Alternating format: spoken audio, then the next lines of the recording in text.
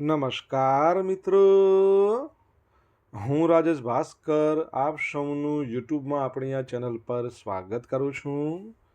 મિત્રો, આજે આપણે તારીખ 30 એપ્રિલ 2025ના કેટલાક મોસ્ટ ઇમ્પોર્ટન્ટ કરંટ અફેર અને અગાઉની પરીક્ષામાં પૂછાયેલા કેટલાક ઇમ્પોર્ટન્ટ પ્રશ્નો વિશે ડિટેલમાં ચર્ચા કરીશું, જે આપને આવનારી પરીક્ષા માટે ખૂબ જ ઉપયોગી સાબિત થશે.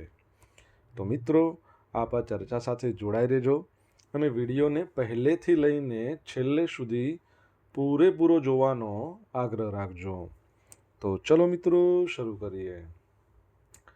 શરૂઆત કરતાં પહેલાં જણાવી દઉં કે જો તમારે આપણી આ યુટ્યુબ ચેનલને સબસ્ક્રાઈબ કરવાનું બાકી હોય તો ચેનલને સબસ્ક્રાઈબ કરજો, નોટિફિકેશન બેલ આઇકોનને પ્રેસ કરીને, અને જો તમને વિડીયો પસંદ આવે તો વિડીયોને લાઈક કરજો, પરંતુ તમારા જેટલા પણ મિત્રો છે એ બધા મિત્રો જોડે આ વિડીયોની લિંકને શેર કરવાનું ભૂલશો નહીં.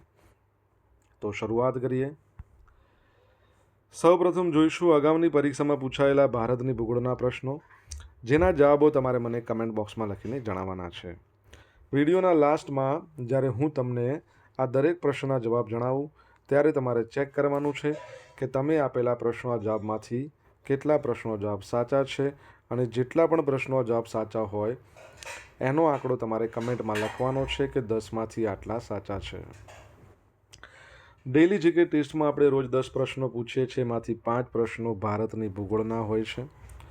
બાકીના જે 5 પ્રશ્નો છે એ ભારતના ઇતિહાસના છે. તો તમે તમારા આન્સર આપવાની છે કમેન્ટ બોક્સમાં, અને હું આજના કરંટ અફેરનો પ્રથમ પ્રશ્ન છે એની શરૂઆત કરું છું. પ્રથમ પ્રશ્ન છે, તાજેતરમાં ગુજરાત સ્ટેટ ફૂટબોલ એસોસિએશન દ્વારા ગુજરાત સુપર લીગની કઈ સિઝનના આયોજનની જાહેરાત કરવામાં આવી છે? તો જવાબ આવશે બીજી સિઝનની. કઈ સિઝન? બીજી સિઝનની. તો ગુજરાત સ્ટેટ ફૂટબોલ એસોસિએશન અમદાવાદના કાંકરિયા સ્થિત એકા ફૂટબોલ ગ્રાઉન્ડ ટ્રાન્સસ્ટેડિયા છે, ત્યાં આગામી 1 મેથી 13 મે એટલે આવતીકાલથી શરૂ થશે અને 13 મે સુધી ચાલવાનું છે. તો એ દરમિયાન ગુજરાત સુપર લીગની બીજી સિઝનની આયોજનની જાહેરાત કરવામાં આવી છે. ગુજરાત સ્ટેટ ફૂટબોલ એસોસિએશનના જે પ્રમુખ છે એમનું નામ છે પરિમલ નથવાણી. એમણે સિઝન 2માં ભાગ લેનારી 6 ફ્રેન્ચાઇઝી ટીમના માલિકોનું સન્માન કર્યું હતું, અને આ કાર્યક્રમ દરમિયાન શ્રી નથવાણી દ્વારા સત્તાવાર GSL ટ્રોફી અને ટીમ જર્સીનું પણ અનાવરણ કરાયું હતું. તમારા માટે પ્રશ્ન છે કે ગુજરાત સ્ટેટ ફૂટબોલ એસોસિએશનની સ્થાપના કયા વર્ષમાં થઈ? તમને જો ખબર હોય તો કમેન્ટ બોક્સમાં લખીને જણાવો. GSL ટાઇટલ માટે 6 ફ્રેન્ચાઇઝી ટીમોમાં Ahmedabad Avengers, Gandhinagar Giants, Karnavati Knights, Saurashtra Spartans, Surat Strikers, Vadodara Warriors, આ બધાનો સમાવેશ થાય છે. આગળ વધીએ નેક્સ્ટ પ્રશ્ન તરફ. સેકન્ડ પ્રશ્ન છે કે દર વર્ષે આયુષ્યમાન ભારત દિવસ ક્યારે ઉજવવામાં આવે છે? તો 30 એપ્રિલના રોજ દર વર્ષે મનાવવામાં આવે છે આયુષ્યમાન ભારત દિવસ. તો 30 એપ્રિલના રોજ આખા દેશમાં આયુષ્યમાન ભારત દિવસ આપણે મનાવીએ છીએ. વાત છે 30 એપ્રિલ 2018ની. એ વખતે આપણા વડાપ્રધાન નરેન્દ્ર મોદી દ્વારા આ યોજનાની શરૂઆત કરવામાં આવી હતી. દેશના દૂરના વિસ્તારોમાં પરવડે તેવી તબીબી સુવિધાઓને સહાય અને પ્રોત્સાહન આપવા માટે આ દિવસની ઉજવણી કરવામાં આવે છે. આયુષ્યમાન ભારત કાર્ડ એમાં 2 મુખ્ય સ્વાસ્થ્ય પહેલો છે એનો સમાવેશ થાય છે, જેમાં એક છે હેલ્થ એન્ડ વેલનેસ સેન્ટર, બીજી છે પ્રધાનમંત્રી જન આરોગ્ય યોજના. પ્રધાનમંત્રી જન આરોગ્ય યોજનાના 50 કરોડથી વધારે લાભાર્થીઓ છે. તમને ખબર છે પ્રધાનમંત્રી જન આરોગ્ય યોજના છે એ લાગુ કરનાર ભારતનું 35મું રાજ્ય અથવા તો યુનિયન ટેરેટરી કયું છે? જો તમને જવાબ આવડતો હોય તો કમેન્ટ બોક્સમાં લખીને જણાવો. આંતરરાષ્ટ્રીય જહાજ ડે. તો જહાજના મહત્વ વિશે વિશ્વના ખૂણે ખૂણે લોકોને એક કરવા માટે દર વર્ષે 30 એપ્રિલના રોજ આંતરરાષ્ટ્રીય જહાજ ડેની ઉજવણી કરવામાં આવે છે. આ દિવસ જહાજ પિયાનો વાદક અને યુનેસ્કો ગુડવિલ એમ્બેસેડર હર્બી હેનકોકના વિચાર પર બનાવવામાં આવ્યો હતો. ભારતના માનુષ શાહ અને દિયા ચિતાલીની જોડીએ WTT કન્ટેન્ડર ટેબલ ટેનિસ ટુર્નામેન્ટની મિક્સ ડબલ્સનો ખિતાબ જીત્યો છે. તો મિત્રો ટ્યુનિશિયા કરીને દેશ જેનું કેપિટલ ટ્યુનિસ છે ત્યાં યોજાઈ હતી ફાઇનલ, જેમાં માનુષ અને દિયા આ બંનેની જોડીએ જાપાનની શોરા માત્સુશિમા અને મીવા હરીમોટો જે બીજા નંબરની જોડી છે એ લોકોને 3-2થી હરાવી અને પોતે આ ખિતાબ જીત્યો છે. બરાબર છે. કોણે? માનુષ શાહ અને દિયા ચિતાલે. તમારા માટે એક પ્રશ્ન છે કે રિસન્ટલી આપણે ભણ્યા હતા કે ટેબલ ટેનિસના કોચ જેઓ પશ્ચિમ બંગાળથી બિલોંગ કરતા હતા, જેમનું થોડા સમય પહેલાં અવસાન થયું. શું તમને નામ એમનું ખબર છે? જો ખબર હોય તો કમેન્ટ બોક્સમાં લખીને જણાવો. મિત્રો, વિડીયો પસંદ આવ્યો હોય, ભણવાની મજા આવી હોય તો વિડીયોને એક લાઇક કરી દો. તમારા મિત્રો જોડે વિડીયોની લિંકને શેર કરી દો. આપણી 2 યુટ્યુબ ચેનલ છે, રાજેશ ભાસ્કર 2. જો આ બંનેને સબસ્ક્રાઈબ હજી પણ ના કરી હોય તો એક જ વખત સબસ્ક્રાઈબ કરવાની છે, એ પણ નોટિફિકેશન બેલ આઇકોનને પ્રેસ કરીને. આ ઉપરાંત તમારે જો ડેલી કરંટ અફેરની પીડીએફ જોઈતી હોય તો ડેલી કરંટ અફેરની પીડીએફ તમને આપણી ટેલિગ્રામ ચેનલ પરથી મળી રહેશે, જેની લિંક વિડીયોની ડિસ્ક્રિપ્શનમાં આપેલી છે. તમને અહીંયા પીડીએફ તો મળવાની જ છે, સાથે સાથે તમને પોલ્સ પણ રમવા મળશે. આઈપીએલના ઇતિહાસમાં બીજી સૌથી ઝડપી સદી ફટકારનાર બેટર કોણ બન્યો છે? તો જવાબ આવશે વૈભવ સૂર્યવંશી. કોણ છે? વૈભવ સૂર્યવંશી. 14 વર્ષનો છોકરો છે, બિહારનો. તો ગુજરાત ટાઇટન સામે રાજસ્થાન રોયલ્સના વૈભવ સૂર્યવંશીએ માત્ર 35 બોલમાં પોતાની સદી ફટકારી ઇતિહાસ રચ્યો છે. આઈપીએલના ઇતિહાસમાં ક્રિસ ગેલ બાદ વૈભવ સૂર્યવંશી બીજો બેટ્સમેન છે જેણે સૌથી ઝડપી સદી ફટકારી છે. તો આઈપીએલની સૌથી ઝડપી સદીનો રેકોર્ડ ક્રિસ ગેલે 2013માં એણે 30 બોલમાં સદી ફટકારી હતી. આ સાથે આઈપીએલના ઇતિહાસમાં સૌથી ઝડપી સદી ફટકારનાર પહેલા ભારતીય બની ગયો છે. કોણ? તો વૈભવ સૂર્યવંશી. અને T20 ઇતિહાસમાં સદી ફટકારનાર સૌથી યુવા ક્રિકેટર. 14 વર્ષે કોઈએ T20માં સદી ફટકારી જ નથી. સૂર્યવંશી તેની ઇનિંગમાં 7 ચોગ્ગા અને 11 છગ્ગા ફટકાર્યા. આઈપીએલ રમનારા સૌથી ઓછી ઉંમરના ખેલાડી તરીકે તેની પહેલી અર્ધસદી પણ ફટકારી. 14 વર્ષના બેટ્સમેને ગુજરાત ટાઇટન્સની સામે 17 બોલમાં 50 રન માર્યા. આઈપીએલ ઇતિહાસમાં તેઓ પ્લેયર ઓફ ધ મેચ બનનાર સૌથી યુવા ખેલાડી પણ. બરાબર છે, તો યાદ રાખજો. તમને ખબર છે આઈપીએલમાં એમણે પહેલા જ બોલ પર 6 મારી હતી. આવું કરનાર પ્રથમ ખેલાડી અને સૌથી નાના ઉંમરનો ખેલાડી, અને બાઉન્ડ્રી ચોગ્ગો મારનાર પર સૌથી નાની ઉંમરનો ખેલાડી. તમને ખબર છે રિસન્ટલી આપણે ભણ્યા કે 12,000 રન T20 રન કરનાર બીજો ભારતીય ખેલાડી કોણ છે? તમને જવાબ આવડતો હોય તો કમેન્ટ બોક્સમાં લખીને જણાવો. હાલમાં ગુજરાત વહીવટી સુધારણા પંચના અધ્યક્ષ કોણ છે? તો હસમુખ અઢિયા.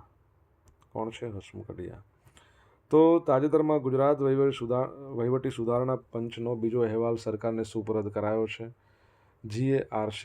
એના આ બીજા ભલામણ અહેવાલમાં મુખ્યત્વે ડિજિટલ ટેકનોલોજીના ઉપયોગથી government at your door step, સરકાર તમારી દ્વાર, આનું ધ્યેય રાખી સિટીઝન સેન્ટ્રિક 10 જેટલી ભલામણો કરવામાં આવી છે. કઈ કઈ ભલામણો છે? તો શૈક્ષણિક સંસ્થાઓ સિવાયની કચેરીઓ માટે કચેરી સમય સવારે 9:30થી 5:10નો કરવો, જેથી અસરકારક કાર્યદિવસ વ્યવસ્થાપન દ્વારા ઉત્પાદકતામાં વધારો લાવી શકાય. મને આ બાબત બહુ સારી લાગી. સુખદ નાગરિક અનુભવ માટે યુઝર ફ્રેન્ડલી સરકારી વેબસાઇટ બનાવી, બહુ સારી બાબત. નાગરિક ચાર્ટર છે એને પણ અસરકારક બનાવવું. સરકારી સેવા વિતરણ પોર્ટલો છે એને સિટીઝન ફ્રેન્ડલી બનાવવા, લોકોને એકદમ એનો લાભ લઈ શકે, આસાનીથી તેઓ યુઝ કરી શકે એવા. ટેકનોલોજી દ્વારા સરકારી પ્રમાણપત્રોની ચકાસણી થઈ શકે એવી વ્યવસ્થા. બહુ મોટી વાત છે કે સરકારી પ્રમાણપત્રો ચકાસવા હોય તો ટેકનોલોજીનો ઉપયોગ લો.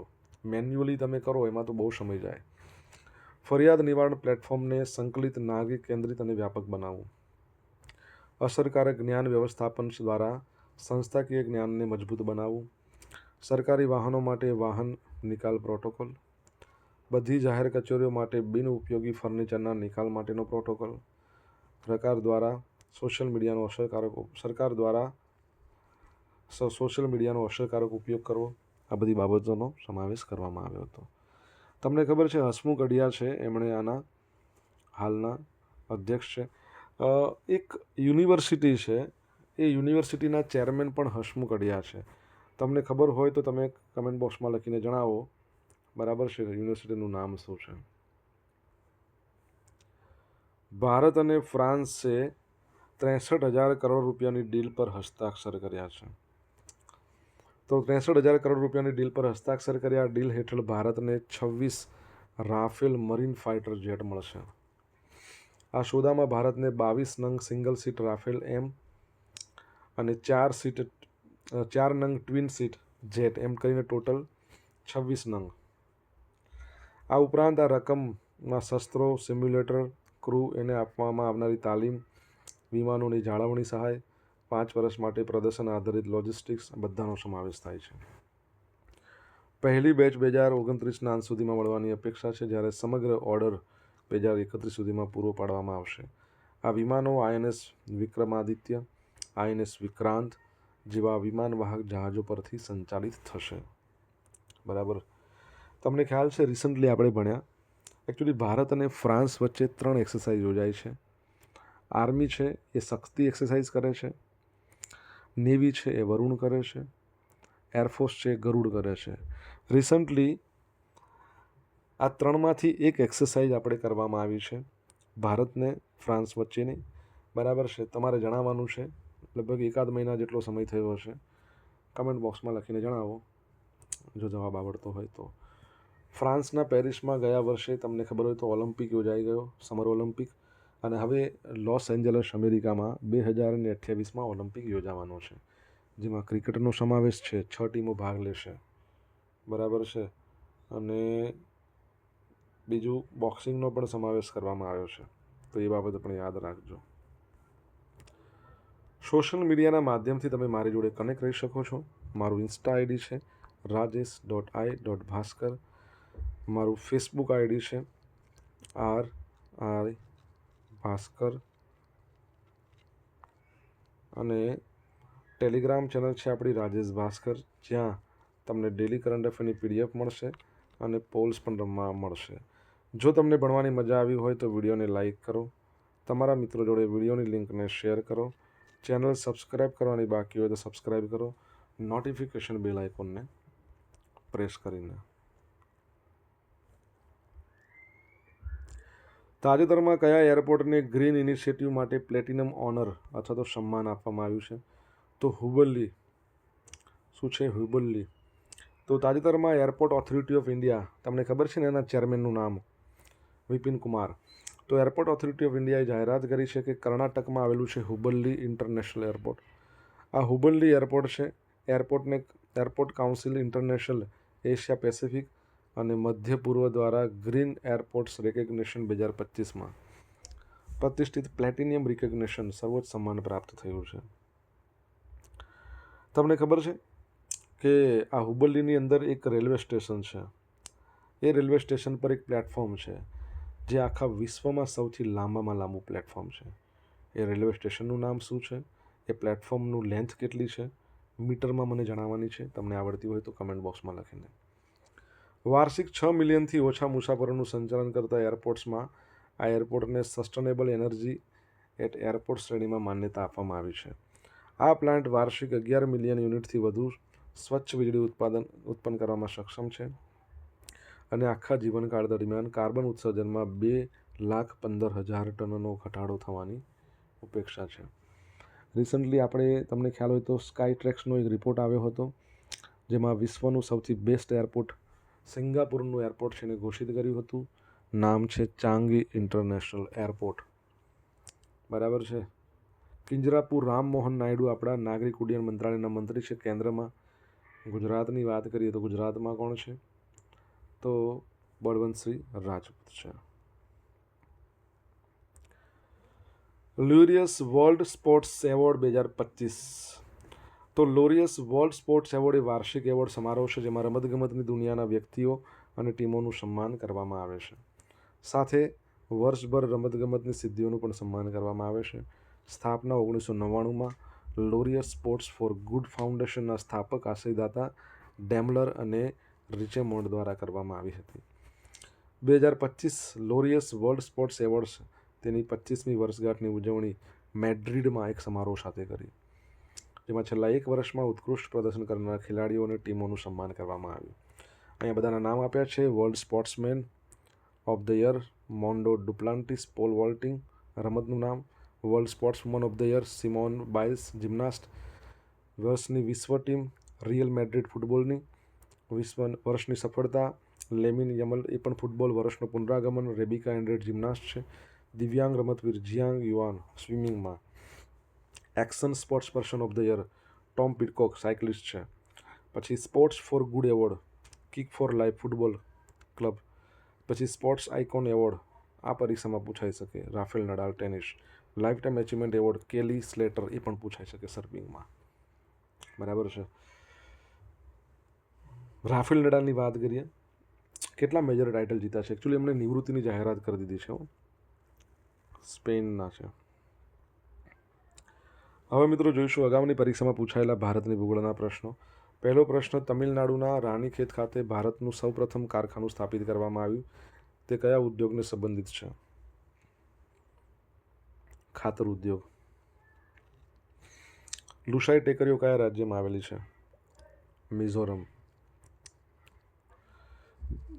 ભારતનું સૌથી મોટું જળ વિદ્યુત મથક કઈ નદી પર? કાવેરી. ભારતમાં સૌપ્રથમ વિન્ડ ફાર્મ કયા રાજ્યમાં શરૂ કરવામાં આવેલ? તમિલનાડુમાં. ભારત સરકારની હવામાન કચેરીએ ભારતની આબોહવા સંદર્ભમાં સમગ્ર વર્ષની ઋતુઓને કેટલા ભાગમાં વહેંચી છે? તો 4 ભાગમાં.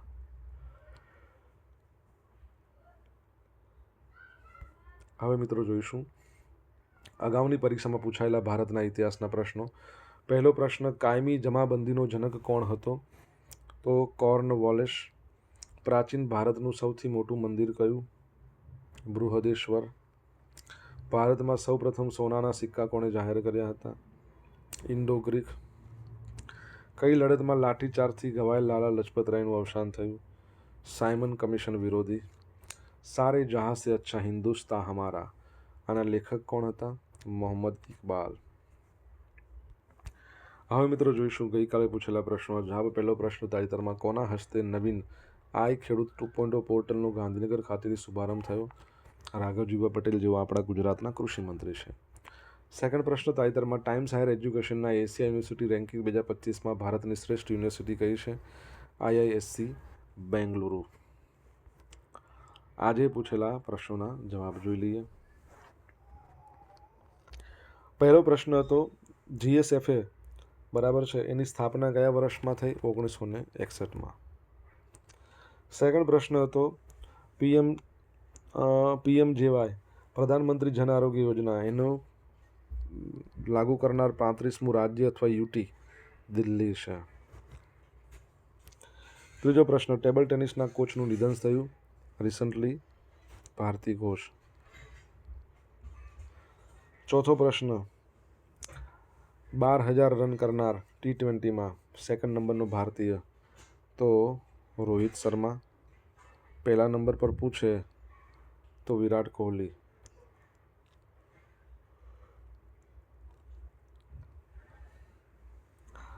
હસમુખ અઢિયા છે એ કઈ યુનિવર્સિટીના ચેરમેન છે? PDEU Pandit Deendayal energy university જેના પ્રેસિડેન્ટ મુકેશ અંબાણી છે. છઠ્ઠો પ્રશ્ન, ભારત અને ફ્રાન્સ વચ્ચે રિસન્ટલી અરબી સમુદ્રમાં વરુણ નામની એક્સરસાઇઝ થઈ. અરબ સાગરમાં વરુણ. સાતમો પ્રશ્ન, સિદ્ધારૂડા નામનું રેલવે સ્ટેશન શું છે? સિદ્ધારૂડા હુબલ્લીમાં આવેલું છે જ્યાં 1507 મીટર લાંબુ વિશ્વનું સૌથી લાંબુ પ્લેટફોર્મ છે. આઠમો પ્રશ્ન, રાફેલ નડાલે 22 મેજર ટાઇટલ જીતેલા છે. હવે મિત્રો જોઈશું ગઈકાલના કરંટ અફેરમાંથી પૂછેલા કેટલાક ઇમ્પોર્ટન્ટ પ્રશ્નો જેના જવાબો તમારે કમેન્ટ બોક્સમાં લખીને જણાવવાના. પહેલો પ્રશ્ન, ગુજરાતનું પ્રથમ ગોલ્ડ ATM ક્યાં શરૂ કરવામાં આવ્યું? જવાબ આવડે તો કમેન્ટ બોક્સમાં લખજો. સેકન્ડ પ્રશ્ન, તાજેતરમાં કયા દેશે ક્રાંતિકારી પ્રકારના હાઇડ્રોજન બોમ્બનું પરીક્ષણ કર્યું છે? મિત્રો તમને જવાબ આવડતો હોય ને તો કમેન્ટ બોક્સમાં લખીને જણાવજો. તો આ હતા આજના દિવસના કેટલાક મોસ્ટ ઇમ્પોર્ટન્ટ કરંટ અફેર. સાથે આપણે જોયા અગાઉની પરીક્ષામાં પૂછાયેલા કેટલાક ઇમ્પોર્ટન્ટ પ્રશ્નો જવાબોની સાથે. આશા રાખું કે બધાને ભણવાની મજા આવી હશે. મજા આવી હોય તો વિડીયોને લાઇક કરો, તમારા મિત્રો જોડે વિડીયોની લિંકને શેર કરો. આપણી બંને યુટ્યુબ ચેનલ રાજેશ ભાસ્કર 2ને સબસ્ક્રાઈબ કરો, નોટિફિકેશન બેલ આઇકોનને પ્રેસ કરીને. તો મિત્રો thank you so much for watching this video. Have a nice day. Jai Hind, જય ભારત, જય જય ગરવી ગુજરાત.